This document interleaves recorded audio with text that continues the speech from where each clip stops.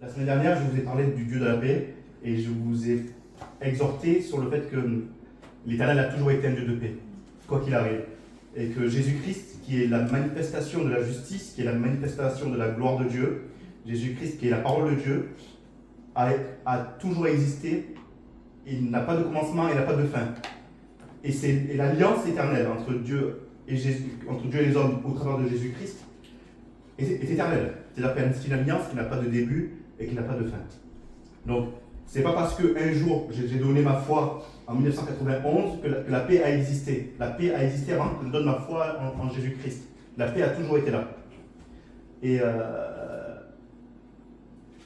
ce matin, je ne vous parlerai pas de la paix individuelle. Et je rebondirai sur ce que le pasteur a dit. Tout à l'heure, le pasteur a parlé de la bénédiction d'être ensemble, de la bénédiction de l'unité, de la bénédiction du rassemblement. Et n'oubliez pas et sachez que l'Éternel a fait la paix avec chacun de vous. D'accord ? Le voile n'a pas été déchiré seulement pour quelques personnes, le voile a été déchiré pour chacun de vous. Pour chacun de nous. Et sachez que Jésus est un juste médiateur, merveilleux, bienveillant, et qu'il est pour chacun de vous. Jésus a brisé tous les obstacles qui empêchaient l'homme d'entrer dans le lieu très saint. Je ne parle pas d'obstacles pour que vous soyez, pour que vous ayez un travail ou un mari, ce n'est pas ce genre d'obstacle. C'est un obstacle qui nous empêchait de vivre la bénédiction de la présence glorieuse de l'Éternel avec son peuple. C'est l'obstacle qui a été brisé. C'est cet obstacle. Et tout à l'heure, on chantait la paix. On a chanté la paix. C'est pas mon sujet, mais c'est juste en introduction. On a chanté la paix. Et nous sommes chanté un chant il y avait une phrase qui disait le Saint-Esprit est au contrôle. Je ne sais pas si vous vous rappelez de ce chant-là. Et en fait, ça m'a bouleversé. Pourquoi ça m'a bouleversé ? Parce que je crois que la paix, c'est, dans mon cœur, à ce moment-là, c'était que le Saint-Esprit est au contrôle de ma vie. Et ça me rappelait un passage dans Matthieu chapitre 3, quand Jésus est venu de Galilée pour être baptisé. Et la parole dit que Jean insistait, était dans l'insistance que Jésus le baptise à lui. Et Jésus a dit non, Jésus a dit accomplissons ce qui est convenable et ce qui est juste. Et la parole dit juste après que Jean ne résista plus. Et en ce moment, quand l'esprit te contrôle, vous savez, il y a des gens, des fois, quand ils veulent aller demander pardon à quelqu'un, ils ont besoin d'un soutien. Est-ce que tu peux m'accompagner pour aller demander pardon à quelqu'un ? Est-ce que tu peux m'accompagner ? Parce qu'ils ont besoin d'un soutien. On a besoin de quelqu'un qui nous accompagne pour faire ce qui est juste.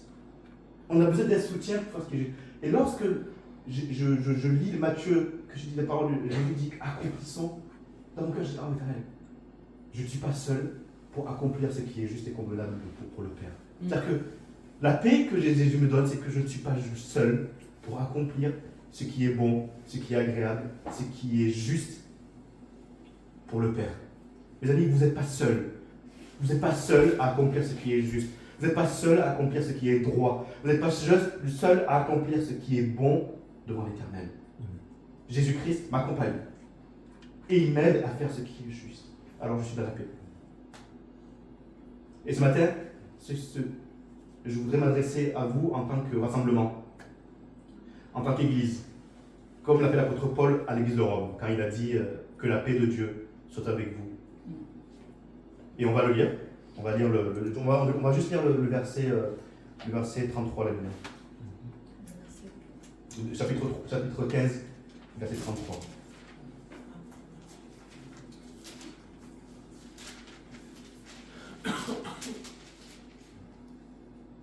Chapitre 15, verset 33.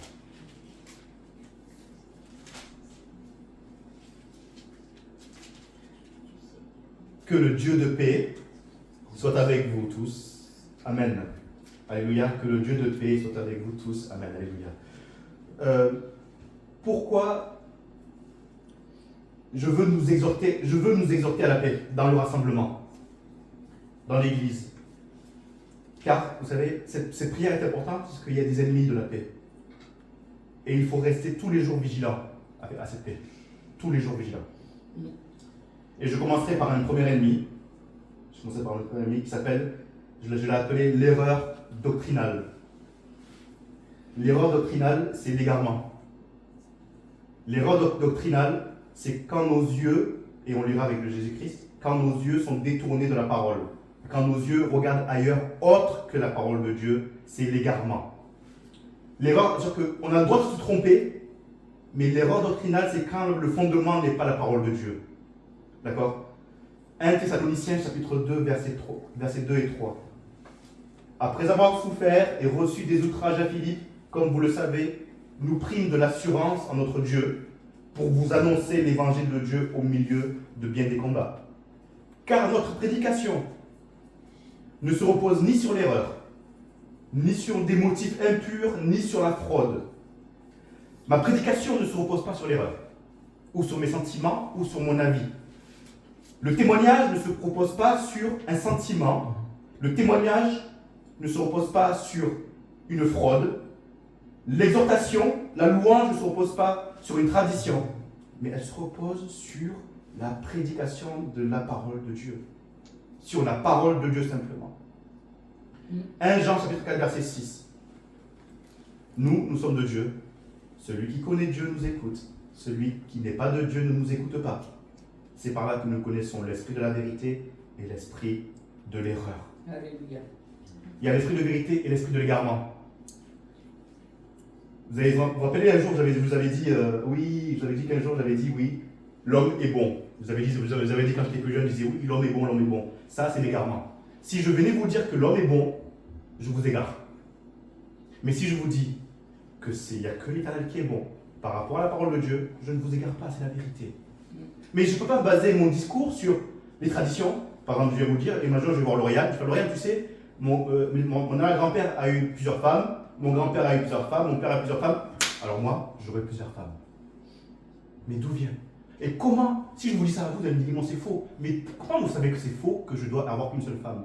Qui vous a dit que je devrais avoir qu'une seule femme? C'est la parole de Dieu.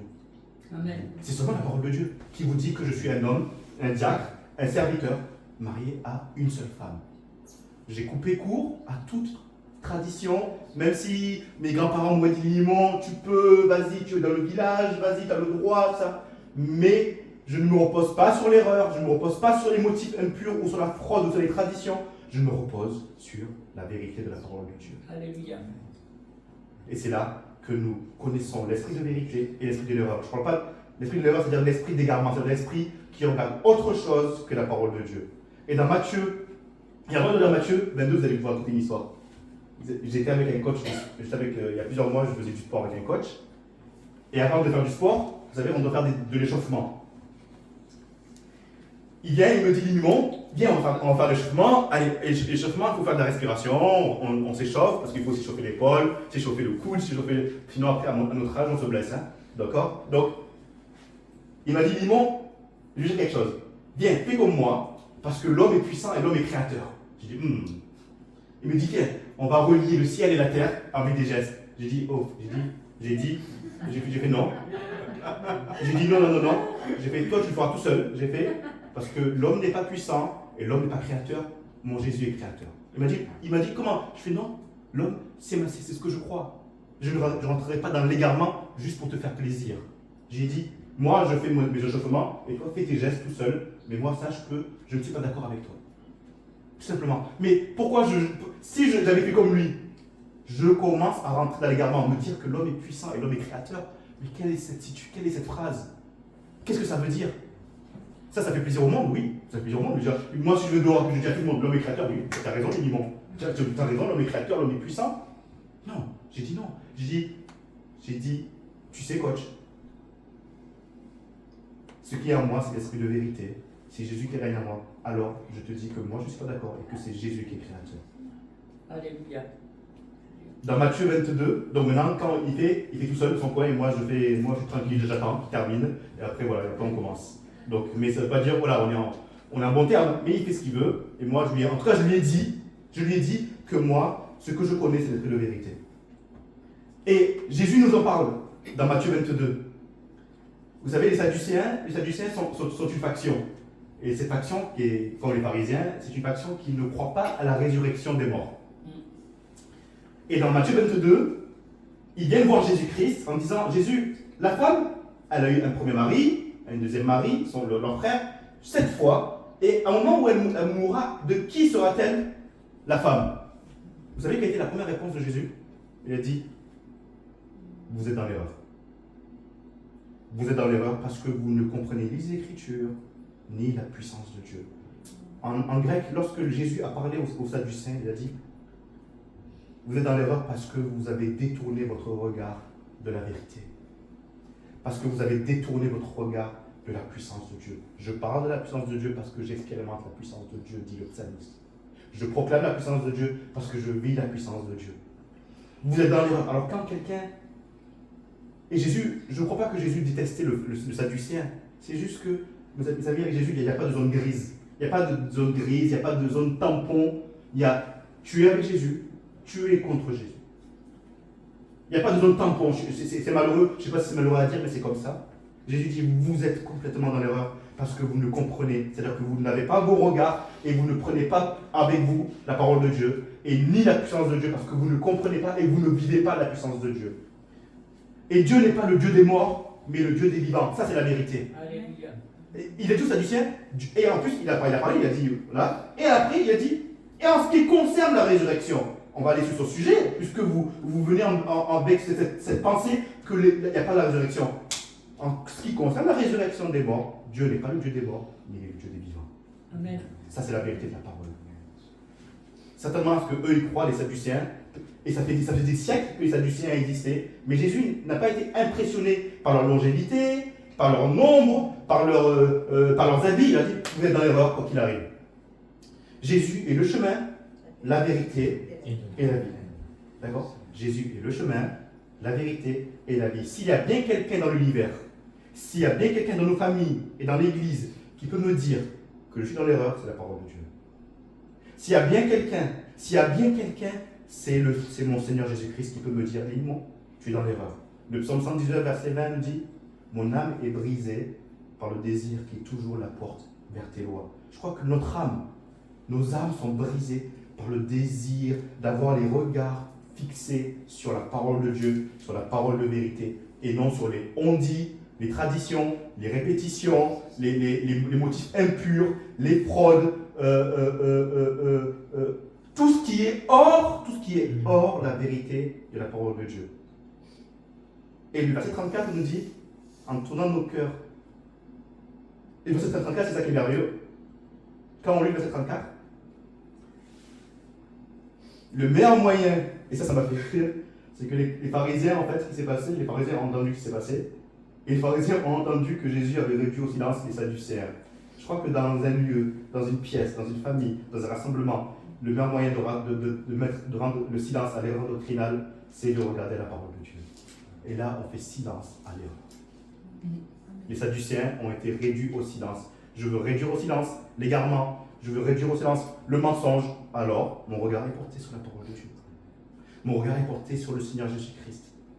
Avec humilité, la vérité me fait du bien et elle est bonne pour moi. Je crois que souvent, même dans le rassemblement, des fois, on a l'impression que les gens sont tellement susceptibles ou fragiles qu'en fait, des fois, on n'a pas envie, on devrait qu'on fasse attention à annoncer la vérité dans leur vie. Et je parle pour moi-même, en tant que serviteur. Je ne peux pas faire du bien à vous, je ne peux pas faire du bien au rassemblement si je n'annonce pas la vérité. Alléluia. C'est impossible. Quelqu'un va me dire, Limon, mais tu ne comprends pas, je suis seul. Je me sens seul. Alors voilà ce que je fais. Je dis, tu peux aller faire le papillon avec tout le monde, mais je te dirai que tu es dans l'erreur. Le sentiment de solitude n'est pas une excuse pour faire n'importe quoi. Le sentiment de peur n'est pas une excuse pour faire n'importe quoi. Le sentiment le manque peut-être d'argent n'est pas une raison pour voler ou mentir. On est dans l'erreur, quoi qu'il arrive. Et moi, je suis dans l'erreur si je ne vous annonce pas la vérité. Je veux dire, Limon, on dit la vérité nous affranchira. Oui, Jésus-Christ a affranchi et m'a libéré de la mort et du péché. Mais la paix régnera dans le rassemblement. La paix règne dans le rassemblement. Il a dit que le Dieu de paix règne avec vous. C'est-à-dire que le Dieu de paix ne peut pas cohabiter avec l'erreur doctrinale. Il ne peut pas cohabiter avec la fraude, avec l'impureté. Il ne peut pas cohabiter avec le mensonge. Il ne peut pas cohabiter avec les traditions. Il ne cohabite pas avec ça. Il est le seul qui règne et la vérité de la parole qui règne. Donc, l'erreur dans le rassemblement, c'est qu'on peut se tromper, je peux me tromper de travail, je peux me tromper, mais mon fondement restera toujours la parole de Dieu. Je ne vous dis pas, peut-être que demain je me tromperai dans une décision, peut-être que mais je sais qu'il y a un seul Dieu et qui est le maître, et qui est le roi des rois, et qui est le maître de son église, et qui est la vérité, le chemin et la vie, et que rien ne changera ça. Alléluia. Le deuxième ennemi, c'est l'ambition. Et tout ça, je parle toujours dans le rassemblement. L'ambition qui est différente du zèle. Vous savez, le zèle, c'est quoi? Le zèle, c'est quand on a une passion, vous allez comprendre le zèle de la maison, quand on a une passion incroyable pour quelqu'un d'autre. Ce zèle-là, c'est ça. Mais l'ambition, c'est différent du zèle. L'ambition, c'est la recherche de distinction, que ce soit la recherche d'honneur, la recherche d'une place ou d'un rôle dans un lieu, ou par rapport peut-être à un âge, ou à une ancienneté, ou bien par rapport à un rôle. Je suis là devant vous, j'ai de l'ambition et il faut que vous me respectiez et il faut que vous vous inclinez devant moi parce que je parle devant vous comme ça. Il faut que vous dites ah Limon, il parle bien, Limon, il a Limon. Il faut que j'ai toujours la même place ici. Là où Laura, tu aurais dû te lever, c'est ma place ici, d'accord? C'est ma place, je suis à la première place, il n'a pas à te mettre là, c'est moi. C'est mon ambition personnelle. C'est moi qui dois faire ci, c'est moi qui dois faire ça, c'est moi qui dois faire ci, c'est moi qui dois faire comme ça. On a toujours fait comme ça pendant des années, on a toujours fait comme ci, comme ça, comme ça. L'ambition. Qui est différente du zèle, attention. Un homme ne veut pas avoir la prééminence. Laura, non, t'inquiète, moi je ne veux pas la première place devant. Je ne veux pas, pasteur, je ne veux pas la première place. Mais quand on vient me voir, je dis non. Mais il faut que personne d'autre ait cette première place. Il faut que personne d'autre ait cette première place, il n'y a que moi qui dois l'avoir. Et je fais semblant de dire non, j'en veux pas. Mais il craint que quelqu'un d'autre l'ait, et c'est comme ça que naissent les critiques.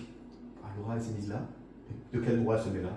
Pourquoi elle se met là? Elle a à peine 25 ans, elle se met là. Elle a à peine 20 ans d'église, ou 10 ans, 5 ans d'église, elle se met à la première place. D'habitude, c'est le pasteur qui se met là. Il est toujours comme ça ici, c'est Limon qui se met là. La bien, tu as vu quand même? C'est pas normal. Regarde, pour qui elle se prend? C'est pas parce qu'elle a une belle robe comme ça que d'un coup. Hein? Regarde Diane, ça fait des années, elle se met au fond. Elle est tranquille, regarde, elle est vraiment humble. Regarde Marty, elle est au fond. Mais Laura, non, c'est pas normal. Oh là là. C'est pas très bien.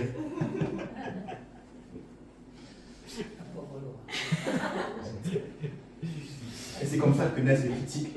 Parce que soi-disant, je fais semblant de laisser la prééminence à quelqu'un d'autre. Alors que je ne veux pas, dans mon cœur, que cette personne ait la prééminence. J'ai peur qu'une personne aille plus vite que moi. Que ce soit dans ma vie, que ce soit dans le spirituellement, que ce soit dans le rôle. J'ai peur que les gens dans l'église soient plus rapides que moi, aient plus de compréhension que moi, courent plus vite que moi. Alors j'essaye de m'aligner sur la même vitesse qu'eux. Et ce qui se passait, je vais essayer de leur trouver des défauts. Ah oui, mais parce que Limon, mais parce que Limon il est toujours avec le pasteur. Limon, c'est normal. Et moi aussi, je suis toujours avec le pasteur.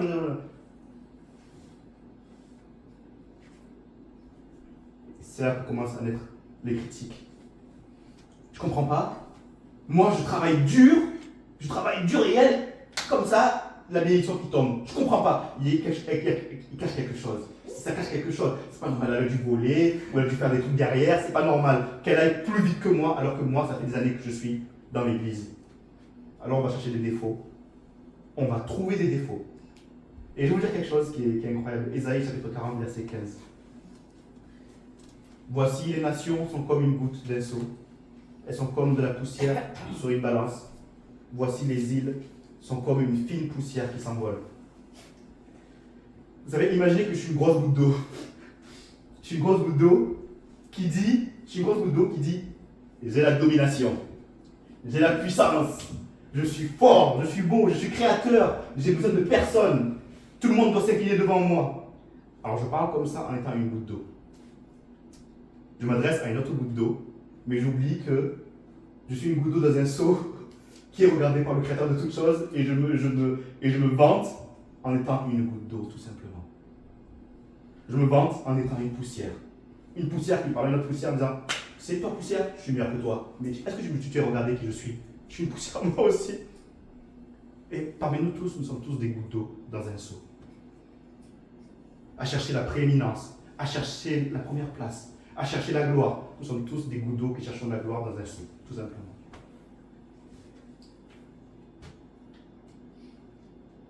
Nous nous croyons grands dans un seau. À quoi sert-il de se croire grand dans un seau? Nous pouvons devenir plus grands. Mes amis, nous pouvons devenir plus grands que la tour Eiffel. Nous pouvons devenir plus grands que la terre. Nous pouvons devenir plus grands que l'univers. Sans l'Éternel, nous ne pouvons rien. Vous allez bien? C'est toi qui es là? Est-ce que tu vois la goutte d'eau? Tu la vois ou pas? Tu vois pas? Céline, est-ce que tu vois la poussière qui est là? Tu la vois ou pas? Non, tu vois pas? Il y a une chose que je vais vous dire, c'est que la bière ne verra pas la goutte d'eau si je ne lui pointe pas la goutte d'eau du doigt que je dis la goutte d'eau est là. Céline ne verra pas la poussière si je dis que la poussière est juste là. Un ange de l'Éternel ne nous trouverait pas si l'Éternel lui-même ne lui disait pas où nous sommes. Amen. Un ange de l'Éternel, lorsque l'Éternel dit il t'entourera de ses anges, un ange de l'Éternel ne dit pas si l'alignement il est là et vous allez l'entourer. Parce que c'est elle qui pointe du doigt, qui montre, dit l'alignement il est là. Parce que je suis tellement une poussière que moi-même, je ne suis rien devant l'Éternel. Mais l'Éternel a posé le regard sur chacun de nous. Et c'est la grâce de reconnaître, et c'est une bénédiction de reconnaître que les yeux de l'Éternel sont sur chacun de nous. Moi qui étais poussière, il a posé son regard bienveillant sur moi. Amen. Alors, Alléluia. quelle ambition? Pourquoi chercher une ambition? Cette ambition n'a pas sa place dans le rassemblement. Et on va dire quelle est la meilleure ambition dans la parole. Dans Matthieu 20, il y a Marie-Salomé, la femme de Zébédée, donc la mère de Jacques et Jean, qui vient voir Jésus, qui dit « Jésus, maître, est-ce que mes fils peuvent être à ta droite et un à ta gauche ?» C'est les mamans. Et les mamans, exactement. Les mamans, elles vont voir, est-ce que... Et les mamans, elles disent, est-ce qu'ils peuvent être à ta droite et à ta gauche? Et la parole nous dit que les disciples, les 10 autres, étaient indignés. Ils étaient indignés. Et voilà ce que Jésus a dit au chapitre 20, verset 26, 28. Il a dit, mais il n'en doit pas être ainsi parmi vous. Il parlait de la domination, de l'autorité malsaine. Au contraire, quiconque voudra être grand parmi vous, qu'il soit votre serviteur, et quiconque voudra être le premier entre vous, qu'il soit votre esclave. Comme le Fils de l'homme est venu non pour être servi, mais pour servir et donner sa vie en rançon pour plusieurs. La plus grande ambition, et je m'adresse même aux jeunes, Sharon, Nancy, Léna, la plus grande ambition, en tant que parent, je veux dire, moi je veux que ma fille, elle gagne 6 000 € par mois, il faut que tu fasses une étude de médecine, il faut qu'on te respecte, il faut que tu crées ton entreprise, il faut que tu montres que tu existes, surtout que, en plus, il faut que tu montres que tu travailles 2 fois plus, parce qu'en plus tu viens d'un autre pays, il faut que tu montres que tu es intelligente, il faut que tu montres, il faut que tu aies une maison, il faut que tu sois propriétaire, il faut que tu aies des diplômes, il faut que tu avances, mais la plus grande ambition, moi en tant que fils de l'Éternel, je vais vous dire à tous les enfants, la plus grande ambition, c'est d'être serviteur de l'autre. Alléluia. Amen. C'est d'être serviteur de l'autre. Les nations dominent, les princes dominent, les rois dominent, les fils et les filles de Dieu cherchent à laisser le Père dominer dans le rassemblement. Et seulement le Père éternel, et seulement la vérité de la parole. La troisième chose, c'est l'envie. L'envie qui est le mauvais désir. Le mauvais désir ne cohabite pas avec le Dieu de paix. Ah là, l'immonde ne peut pas être envieux du pasteur, sous prétexte que c'est le pasteur. Je ne peux pas être envieux d'un autre ministère sous prétexte qu'il a plus haut, plus large, plus grand, plus nombreux. Nos frères à la louange, nos sœurs à la louange ne peuvent pas être dans la paix s'il y en a un ou deux qui dit « Ah mais on entend plus la vigne à moi je dois exister, ma voix est plus belle, ma voix est plus importante. Il n'y a pas de cohabitation de paix dans cet univers où il y a l'envie. Je n'arriverai à rien si j'envie mon père spirituel, comme je vous dis. Je n'arriverai à rien. Un membre pense que l'autre est plus estimé qu'un autre. Un frère pense, surtout dans une société où on veut l'égalité à tout prix, on veut l'égalitarisme à tout prix, et on est conditionné par ça. Un membre pense que l'autre est plus estimé qu'un autre, et il ne comprend pas. Vous êtes tous très estimés. Un jour, quand Janelle est née, on est venu me voir, on m'a dit, les mimons, il faut que tu fasses attention, il faut que Makela ne soit pas jalouse. Et il y avait au moins une trentaine de personnes qui m'ont dit ça. Et ça m'a troublé parce que je ne comprenais pas ça, cette phrase. On vient de voir les mimons, fais attention avec Janelle, il ne faut pas que Makela soit jalouse. Et dans mon cœur, je dis, mais il y a une. Et c'est comme si cette personne, pour moi, parlait en chinois en fait. Mais parce que je ne comprenais pas ce que je dis, mais. Et quand je regardais l'Éternel, j'ai dit Éternel, c'est-à-dire qu'on est plusieurs, c'est-à-dire que peut-être que ton amour pourrait se diviser pour certains, plus grand que d'autres. Et en lisant la parole, j'ai compris qu'en fait, l'amour n'a pas de distinction, l'amour n'a pas ne fait exception de personne. Et quand j'ai ressenti, j'ai dit, mais Éternel, moi, je ne m'inquiète pas. Tant que j'ai l'amour, j'estimerai Makela comme j'estime Janelle. Tant que j'ai l'amour, Makela ne sera pas frustrée et je ne veux pas me laisser avoir parce que se disent les gens du monde. Et parce que j'avais commencé à réfléchir, comment faire. Est-ce qu'il faut que je passe plus de temps avec elle? Je ne posais pas de questions. Je regardais Makela et Janelle, j'ai fait, ne vous inquiétez pas, je vous aime autant l'une que l'autre. Et même si j'en aurais un troisième ou un garçon ou je vous aimerai autant parce que mon amour n'a pas de couleur, mon amour n'a pas de mesure et mon amour n'a pas une question d'estime et je vous aimerai autant. Et dans l'amour de Dieu, c'est que l'Éternel vous estime. L'Éternel estime autant celui qui a la foi d'une taille de grain de se lever que celui qui a le don de la foi. Alléluia. L'Éternel estime autant Monsieur Découragement. L'Éternel estime Madame Fatiguée. L'Éternel estime Monsieur Retard. L'Éternel élève Madame Pauvre. L'Éternel estime notre pasteur, qu'il estime autant Nathan, le plus petit de nous. Et ça, c'est l'amour de Dieu qui n'a pas de limite. Qui oserait mesurer l'amour de Dieu? Et mon cœur est rempli de joie en me disant, ah, Éternel, tu as autant d'estime pour celui qui est ton serviteur, assis présent, qui donne sa vie pour toi, que pour le plus petit d'entre nous, Nathan. Alléluia. Amen. Qui pourrait maintenant nous donner une mesure de l'amour de notre Dieu? Qui pourrait me donner une mesure? Personne. Tout cela n'a pas sa place au milieu de nous, que le Dieu de paix règne parmi nous et en nous. Amen. La paix est très importante entre nous. La paix est très importante entre nous. Genèse 45. On est avec Joseph.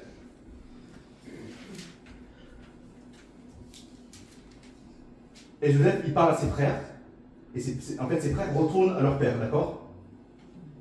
Et Genèse 45, verset 24, il dit, Joseph dit à ses frères, qui deviendront des tribus, une famille, il dit à cette famille, il dit, ne vous querellez pas en chemin. Ne vous querellez pas en chemin. C'est une exhortation qui est extrêmement belle et que Jésus-Christ nous dit à tous dans son Église, ne nous querellons pas en chemin. Ne soyons pas agressifs les uns envers les autres.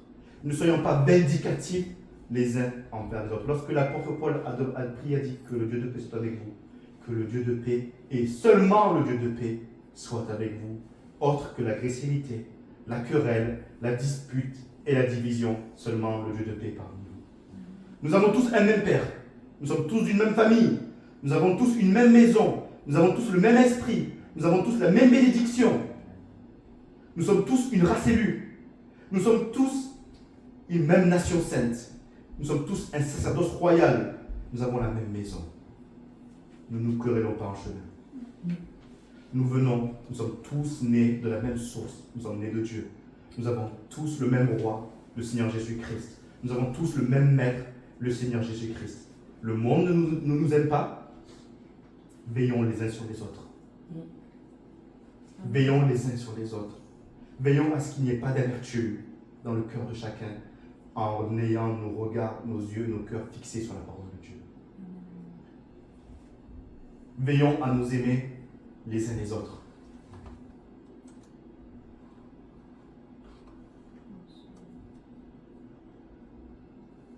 Considérons, voyons, proclamons les bénédictions que nous partageons ensemble.